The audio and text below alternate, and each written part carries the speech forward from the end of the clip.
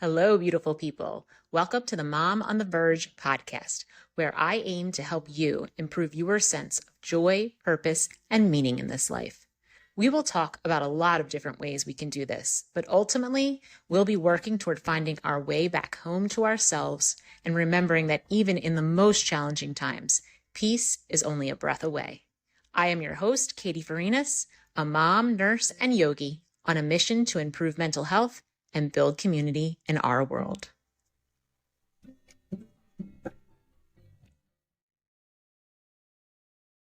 Hi, everyone. Welcome back to this week's episode. Today, I am speaking with Beth Syverson, and we are talking about a topic that I don't think is talked about nearly enough in the parenting journey, and that is adoption trauma. And I first heard about this when I was interviewing Stacey Uhrig. She was one of my previous guests, and she is a trauma coach, but also the mom of two adoptive sons. And that was a great episode. I'll link that in the show notes. But she mentioned the trauma that comes along with being adopted and also being the parent of an adopted child or children.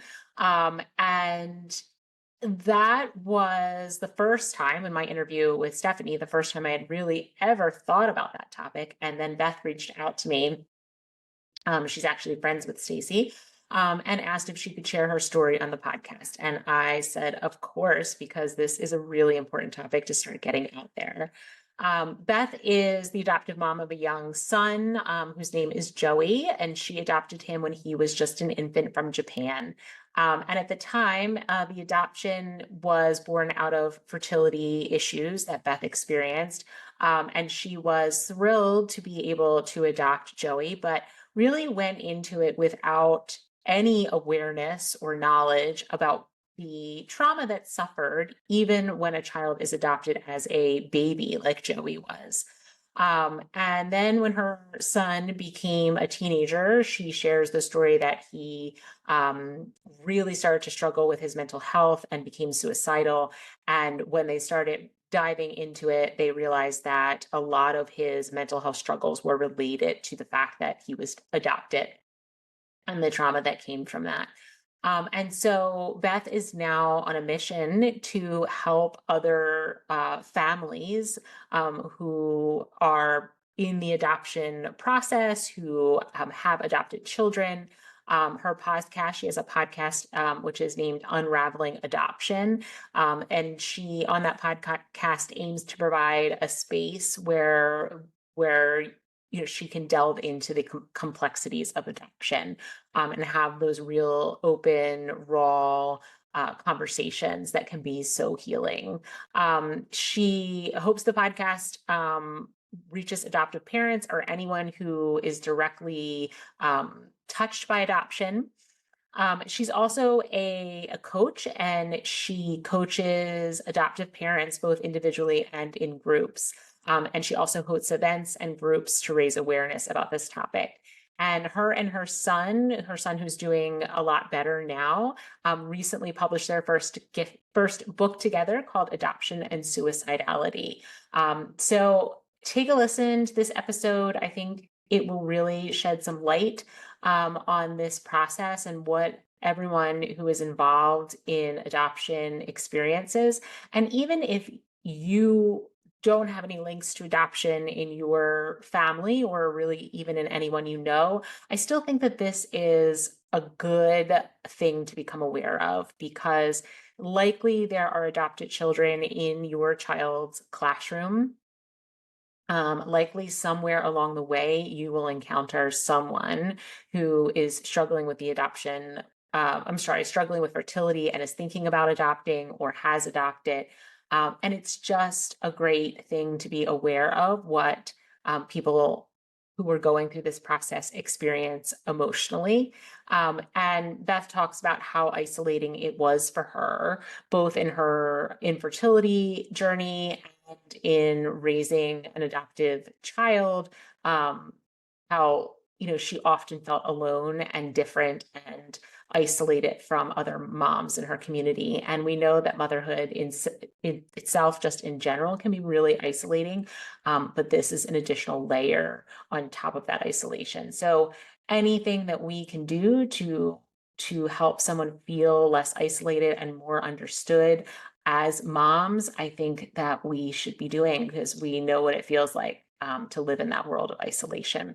So take a listen. I hope you enjoy. I'd love to hear what you think. If you are an adoptive parent and you have anything that you want to share, please comment on the show. If you're listening on Spotify, everyone can see the comments. So if you comment, then anyone who listens to the show will be able to hear or read what you put there. And as always, feel free to email me at katie@momontheverge.org. Right. Have a great listen.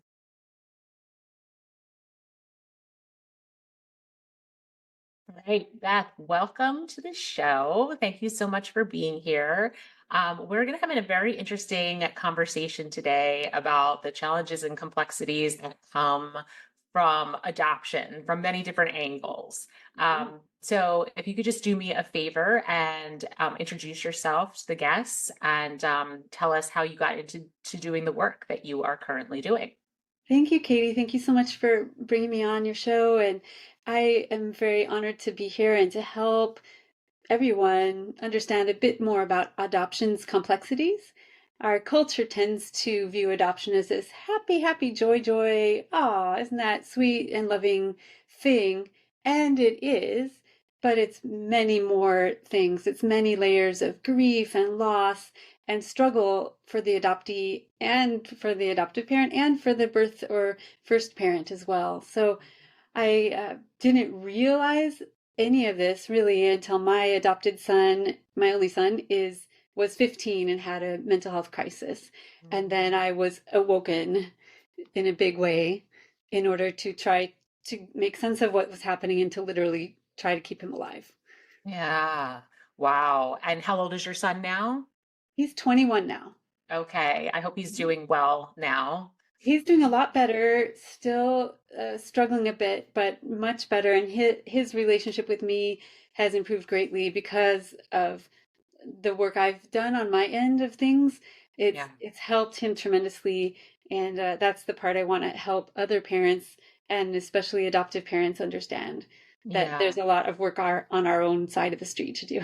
Yes. Yes. And we talk about that a lot on this show. I mean, we talk about the challenges of being a mom and how many challenges there are. And how a lot of those challenges, the best way to come at them is through doing our own work. Mhm. But this, as much as it is to be a challenge, as much as it's challenging to be any type of parent, I can imagine that being an adopted parent adds an additional layer of challenge. Yeah. So can you just tell us about that a little bit? Sure. Well, most adoptive parents come into adoption not as their first choice. A few do. They just like always wanted to adopt. So, but they're pretty much the anomaly. Most of us come into it through infertility, which is an area that is not very much discussed in this culture. It's very shame-filled, and I am just now, the last couple of years, starting to deal with my own infertility grief, which is kind of huge. And something that really we need to come around moms in a more compassionate and open way. So there's that. And do you think our kids can feel that infertility grief? Of course they can. It's very hidden and subtle, but of course our adopted kids or any future kids or anyone we interact with, that grief is going to be there. So that is a huge issue I hope to continue kind of studying and getting more into. And then our adopted kids, no matter how awesome we are as parents, no matter how much we love them, no matter how much we would do anything for them, no matter how many books we've read, whatever, they come to us with trauma. And I think your previous guest, Stacy Ureg, who is also a friend of mine, talked about that a bit and how you cannot separate a child from its mother and expect everything to just be perfectly great Mhm. and fine. And so, I don't know, when I adopted, no one told me any of this stuff. They were like, here, just take him. I adopted my son from Japan, and I'm in the US, I'm white. So there's transracial aspect, the intercountry aspect, and no one ever said, you know, you might want to look into this. You might want to be Yeah. aware of a few things as your child goes through adolescence, perhaps, that you might want to have your head up and kind of understand some of these complexities. But I kind of stumbled upon them in Yeah. a very real, ungraceful way when he became a teenager. Yeah. I mean, all of that makes sense. It makes sense from an energetic perspective. So, Yeah. you know, we carry these energies with us, the energy of our children carry our energy throughout our entire lifetimes, whether we remember meeting them or not. Hmm. And all of the past generations that came before, that's all the energy of those past generations. And then just, the idea that you, as much as I'm sure there's a lot of guilt and shame, even on the side of the child who probably feels like, well, I have these great parents. They love me so much. I do love them. And yet I feel this missing link, this hole, and then feeling a lot of guilt for having those thoughts and feelings. Yeah, it's very common. I hear that from many, many adoptees. And in fact, some of them don't even begin searching for their birth parents until their adoptive parents are dead because they're so afraid of hurting them, or maybe their adoptive parents would literally come back at them and attack them for trying to find their own birth family. But it's very complicated, and there's all these feelings of, well, if my mother loved me so much, why didn't she keep me? And there must be something wrong with me. And many adoptees internalize the sense of shame and worthlessness, and it's deep, deep, deep in there, and it's not something that can just be talked through or loved away. An adoptive parent can love them so perfectly, but still there's a gaping hole in there that we can't fill. And that's difficult for us adoptive parents. We kind of tend to swoop in and rescue and try to fix, and it's impossible to fix from our end. It's an inside job. Like everybody has their own work to do. Yeah. And I'm sure that, we're talking in, generalities. And I know I'm sure each adoptive parent and child has their own experience of this situation. But in general, would you say that people who are still in touch with their birth parents, regardless of being adopted, they fare better emotionally, mentally, and emotionally from the experience of adoption? It does work better. There is a tendency toward more open adoptions more in the last 10, 20 years, and it does work better. At least they have pictures, or sometimes they're still in touch and in contact with family members, and they know grandparents from their birth family, and they see people that look like them. That is huge. My son doesn't have any of that. He was swooped away to a whole different country, and we don't even know anything about his birth family. We can try to go find them if he says, yes, I'm ready. But it's a big gaping hole. So imagine not knowing anyone in the world that looks like you. Yeah. How that would feel. And I hear adoptees sometimes saying, especially when they were young, they look at every person that has a similar eye color or hair color. Could that be my mother? Could that be my mother? And how much energy that must take Yeah. just daily. It just has an extra layer on top of everything else growing Yeah. up. It's Do pretty you intense. mind? So, when your son reached the age of 15 and he started struggling, he then admitted to you that a lot of the struggle was related to the fact that he was adopted. Yeah, it didn't come directly from him though. It came so he struggled with suicidality, and we found out he was addicted to several substances. And so it was a big wake-up call. But a few months into it, I had an acquaintance of mine say, Beth, isn't Joey adopted? You might want to look into that. And I'm like, what? What does that have to do with anything? And I was just so clueless. But I started reading, there's a very famous book called The Primal Wound that really was a big wake up call for me. There's a new book I recommend even more. It's called Adoption Unfiltered. It's a more modern book that has kind of a similar take. But then I found a therapist that specialized in adoption. and worked with my son and me and both of us together. And we found an adoptee support group for him for teens. And I found my own support group, and I was like, oh, I'm not the only adoptive parent with a kid that's struggling with these big issues. Ah, okay, I'm not alone and I'm not the only one. Yeah. Then it started making a lot more sense. Yeah. I mean, it really does. I think that in our culture, we do, um, we like to like tie things up in a little bow and make them neat and easy to consume. And there is this idea that you can just love away, kind of, you just love it away, that wound, that missing piece. But we can't. That's impossible. But the question is, how do we best manage that situation, right? So that the child is the healthiest and the parents are the healthiest, like, and have you found that there is a best way, or is that really very dependent on the parent and the children or child involved? Yeah. Well, being able to hold all these big feelings with your child. So when they say, "You're not my real mom," "I wish I was back with my birth mom," those kind of things can really sting a Mhm. adoptive parent, like, "Ugh, ouch, Yeah. that's what I was hoping never to hear."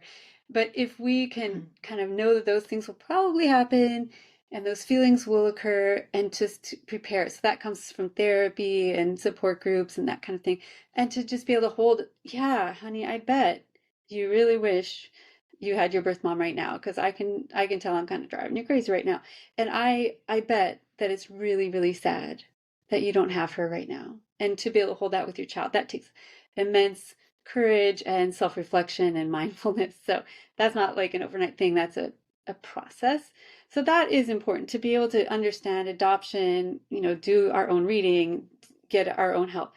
But what I've more recently discovered is that the key is doing our own work ourselves. And I think this goes for any parent, not just Mhm. adoptive parents, but just parenting.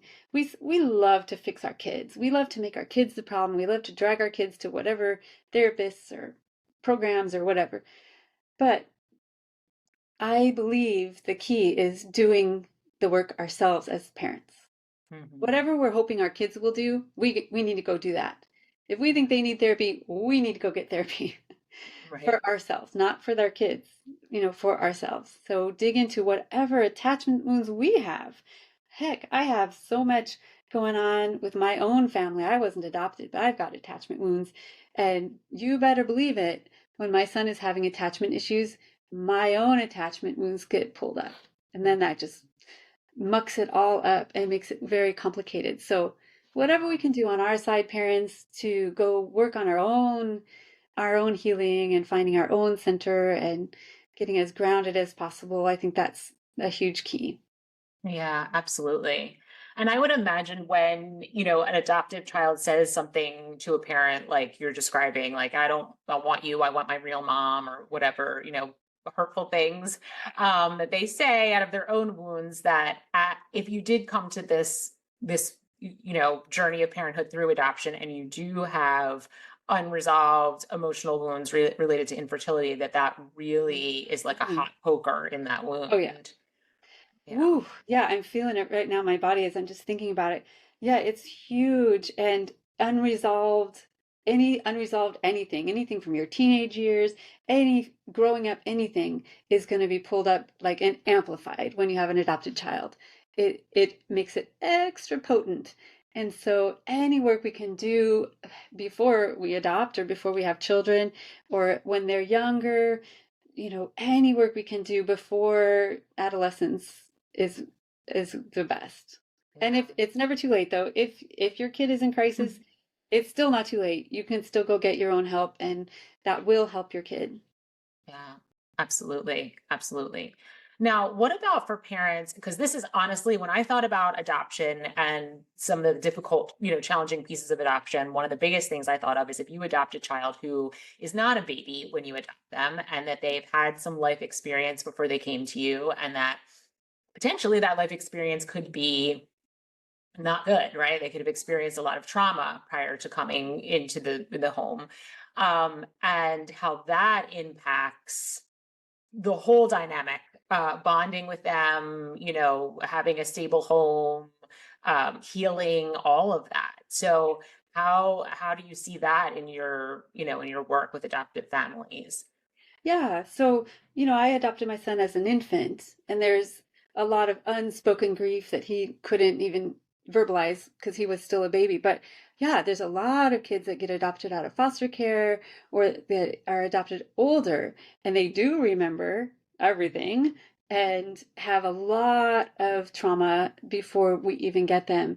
And whew, this is when support, training, doing our own work, really understanding trauma and how trauma responses can play out, it's huge. And I don't think that most of the foster agencies are really great at doing that work.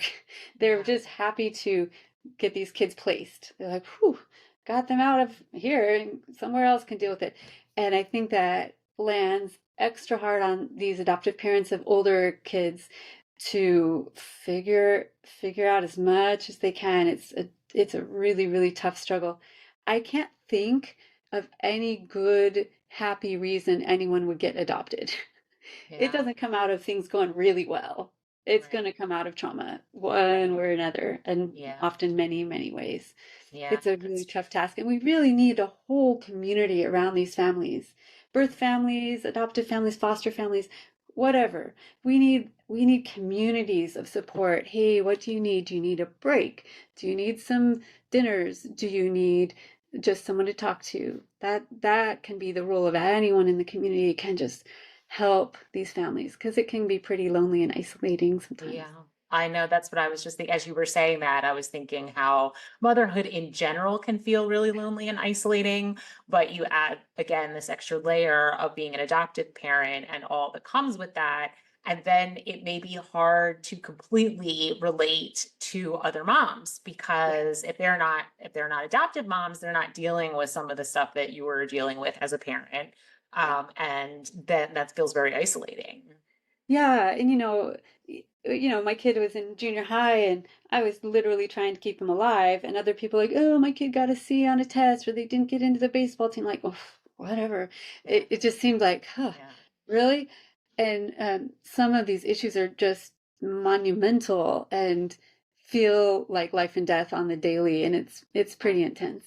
Yeah, my daughter went through a really, really hard time with her mental health, was suicidal. We went through years of really, really challenging years. She also has some physical health problems. And she is doing much better than she was during those really, really dark years, but there's still a lot of challenges that she faces and that we face as her parents that most parents don't understand because they're not going through this. And I remember feeling the same way as you, where I would hear the complaints of other parents, and it is, everyone has their own experience of life and of parenthood, and it's everybody has their own journey to walk, their own path to walk for, whatever you believe those reasons are. I have my own beliefs about why we're each handed different things in this lifetime. But when you're in the midst of it, when you're in the midst of the muck and the really, really hard, and you are just holding on for dear life, it can feel really isolating to hear those comments. There's nothing wrong with those comments. That's that person's experience. It just feels so, so separate from your experience, and that you're not hearing, people aren't walking around saying, "Hey, my kid's suicidal. Like, how's your kid?" So it's Yeah. hard to find connection. It's hard to find other people who are experiencing the same thing, that you can have those Hmm. conversations and have them in a safe space and feel like the other person can really understand and hold that space for you.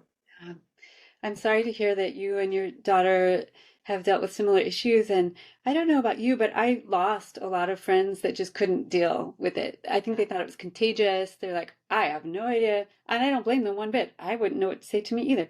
But they're like, cannot Yeah. compute. Does not, Right. I cannot even figure out what to say to these people. And Yeah. so it did feel very isolating. So I think that what we really wanted was people to say, hey, I see you. Yeah. And that's it. You don't have to fix anything. You just have to Right. say, man, this sounds really hard. Yeah. I'm praying for you or I'm here for you. Yeah. That's Or all is we there need. anything I can do? Is there any way I can support you? Yeah. And I had so many friends say that. And most of the time, the answer was no, because Yeah. there really wasn't much that anyone could do. But it Yeah. was just nice Yeah. to feel that if I really needed something, that this person was willing and able to provide support. Yeah, Exactly. absolutely. So you mentioned I always joke around that like we have to like do so many things in preparation for life. Like you can't get a driver's license without, going to driving school and spending 6 months with a permit. And you can't get like a job without all this education behind you. And, we prepare in life for a lot of things. We spend a lot of time in preparation mode, but we don't do that for what I think are probably the two biggest things in life, which is marriage. If you choose to get married, which is a huge undertaking with massive repercussions on your life, and parenthood. We have this truly like no preparation for parenthood and this glossing over of all the hard stuff. It's all just, isn't it wonderful and amazing and magical? So it's disheartening to hear, but also understandable that they're not, there's no system in place to prepare adoptive parents. But that seems like an area where work needs to be done. Yeah. Now, some agencies, especially domestic agencies, do a better job of it than others. There are some people doing really great work, and there's a lot of nonprofits that are working outside of agency systems that are providing all sorts of training and support. So there's a ton of help out there, but you have to know to go look for it. You have to know kind of where to go and where to find those helps. But there are a lot of helps. I actually have on our website, we have a community calendar I've created, and I put on there lots of trainings and support groups, and it's just unravelingadoption.com/calendar. Mhm. And so if anyone is in any way related to adoption or wanting to find some help for anyone in the adoption constellation, that would be a good place to go. That's awesome. That's awesome. Because I would imagine, and well, first of all, two things. I didn't want to interrupt you, but when you were talking about how your son, he was taken so young versus, and he doesn't have any memory of it, and these other children who are taken later, and they do have memories, but they're traumatic memories. I'm not sure, which is worse, but I do think that when you don't have any memories of it, it's like a void. You know what I mean? When you have memories, even if they're really challenging memories, you can kind of understand how you land it, where Hmm. you land it, the Hmm. pathway there. Where if you were just taken and you literally have no memory, it's this massive blank Yeah, and then abyss. it's like, well, what is my problem? Why can't I pull it together? But if you can imagine, well, even when people buy puppies nowadays, they stay with their parents for, I don't know, 8 or 10 weeks, or with the mother, right? But we don't do that with babies, with human babies. We take them sometimes right from the hospital, right from the delivery room. And that baby knows the difference. They're Yeah, like, wait, where is my mother? This is not the way it's supposed to go. But they don't have words or thoughts, but it gets embedded in their body as trauma and in their kind of spirit and in their emotions. And it's a big untangling to do the rest of their lives yeah, to solve that. And adopted people are exponentially more likely to struggle with addiction. They yeah. are many, many, many times more likely to attempt suicide. There's some really kind of dire statistics about how this wound affects adoptees quite Wow. greatly. Yeah. Is there any evidence to suggest that not only being in touch with your adoptive family, but being like talking about it a lot, like this is not something we're going to push under the rug or put into the shadows, like this is something that you can talk about at any time. And like if you're from a certain culture, like you're saying your son was from Japan, like we're going to teach you how to speak Japanese or cook Japanese food, or whatever, to try to like link the child to their heritage of origin, things like that, or kids who, from a young age go to adoptive support groups so that they can like be around other adoptive children, because it must feel isolating for them as well, even as a child, to feel somewhat different, not only from their family, right, their adoptive family, but from other kids who are not Yeah. adopted. And So they is get there teased a lot sometimes. I don't know. I'm not an expert with like research and numbers and that kind of thing, but I know that it does help when it is an open adoption, when there's open conversation, and even like our adoption is technically closed, but we can have openness about his adoption. We can talk about, man, I bet your birth family is really good at sports because you are so good at sports and I am so not. So, Right. just making it part of the conversation, like you said, bringing in cultural aspects if you're in a transracial or transcultural adoption, to find those mirrors, find people that reflect his ethnicity and his culture is super important. I didn't do a great job of that when he was a little, but trying to do better now. There are a lot of things we can do, and it tends to just revolve around being open and being willing to talk about these tough topics. I mean, heck, my kid and I can talk about suicide on a Tuesday at Chipotle. It's not Right. a big deal for us to talk about suicidality because it became very, very present in our lives and we cannot ignore it anymore. So we've learned to just be open about all of these topics. We talk about harm reduction regarding addiction, what can you do to stay safe? But when you block off big topics of conversation, that becomes dangerous because then our kids are going to go find the information. God only knows where they're going to find it. Their peers or other people that may not have their best interest at heart. So openness is key, I think, for all of these Yeah. big topics. Yeah. And I think that's true of parenthood in general, but probably extra important here. Mm-hmm. And we've been focusing a lot on the impact of the for the children, but we mentioned a little bit the fertility wound, but how about for couples, like the impact on marriages or, the impact on each like the mom's role as mom or dad's role as dad, like how are these things impacted?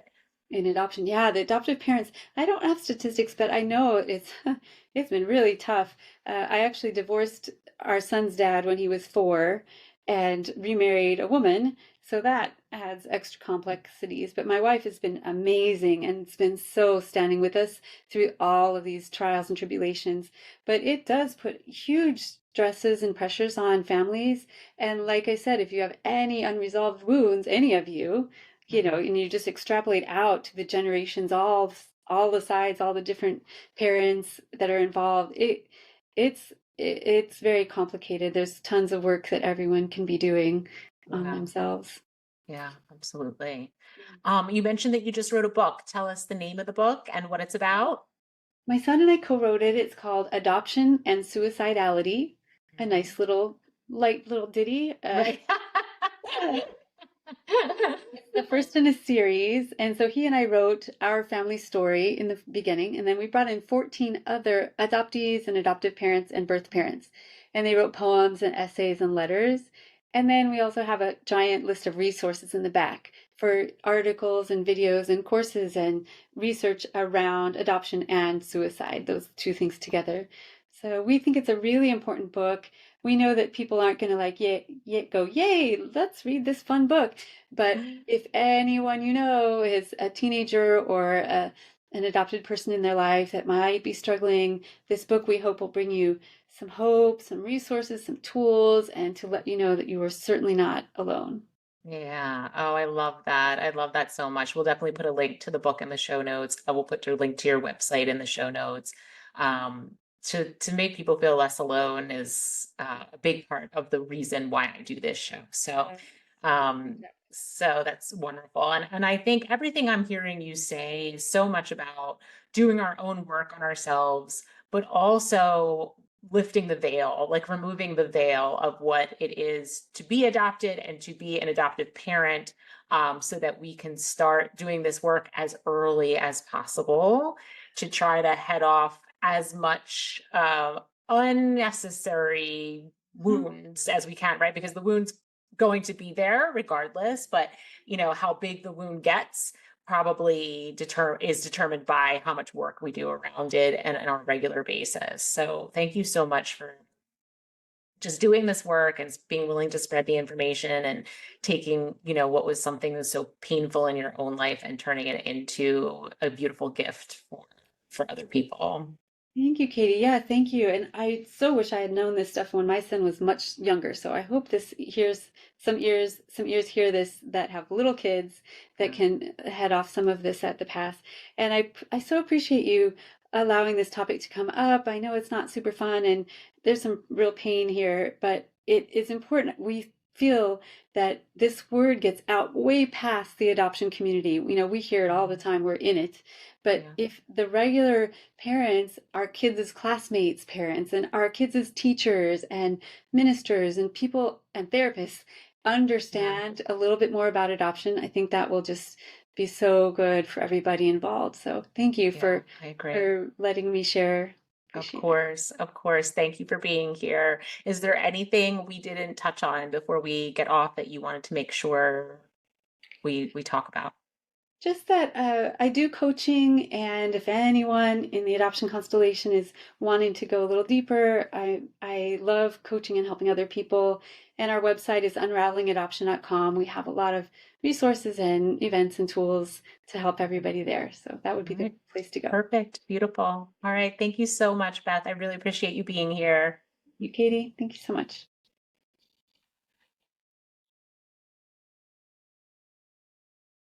Well, this is a big topic. And as we mentioned on the show, we can't speak for every adoptive child or parent.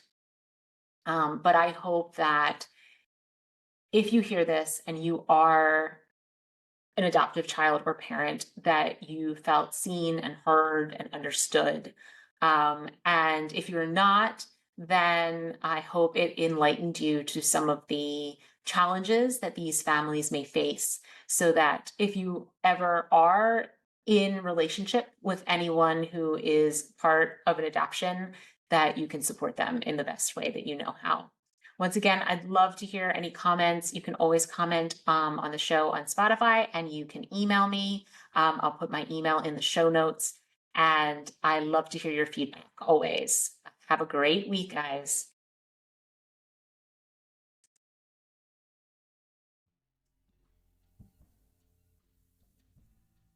Hi, everyone. If you enjoyed this episode or any of our other episodes, I ask that you please like the show, follow, subscribe, or share. The way that podcasts work is the more people that do one of those things, the more likely it is that when someone's looking for a podcast to listen to, our show will pop up for them. I started this podcast because I really see there's a great need in our world for people to feel more peace, joy, love, and acceptance in their lives. And I think we can do that when we have a greater sense of self-awareness. We could become conscious creators of our own lives. And I'm seeking to do that for as many people as possible. So if you could help me by liking, sharing, or subscribing to the show, I'd really appreciate it. And hopefully someone hears a conversation that changes their life. Thank you again, and I'll see you next time. Much love.